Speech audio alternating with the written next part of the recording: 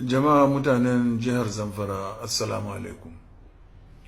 Sunana Atiku Abubakar.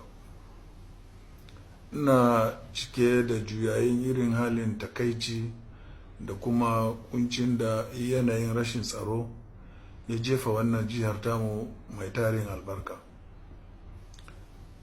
Taɓarɓarewar rashin tsaro ya sanya 'yan fashi da makamai suna addabar ku da sace-sacen dukiya da kuma halaka rayuwar al'umma. Ina yi muku jaje da kuma ta'azirar wannan munanan yanayi. Ina kuma addu'a ga Allah madaukaki ya kawo mana ƙarshen wannan bala'i cikin gaggawa. Ina yin takarar zaman shugaban ƙasar Najeriya, kuma ina kira ga dukkan jama'ar Zamfara da ku jefa mini ƙuri'unku idan lokacin zaɓe ya zo ranar 16 ga watan Fabrairu 2019. Idan kuka zaɓe ni, na zama shugaban ƙasar Najeriya.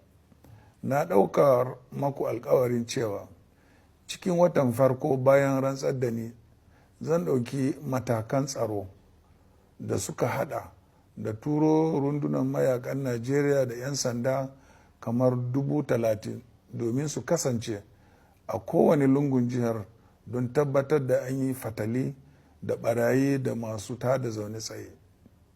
Cikin yardan Allah za mu tabbatar da kawo ƙarshen wannan zaman tashin hankali a cikin jiharku.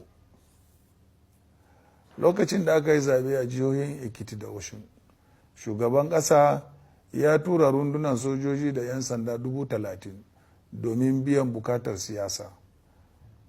Amma ya yi biris da kuma nuna halin ko in kula da irin mayuwacin halin tsaro da yake addabar mutanen jiharku.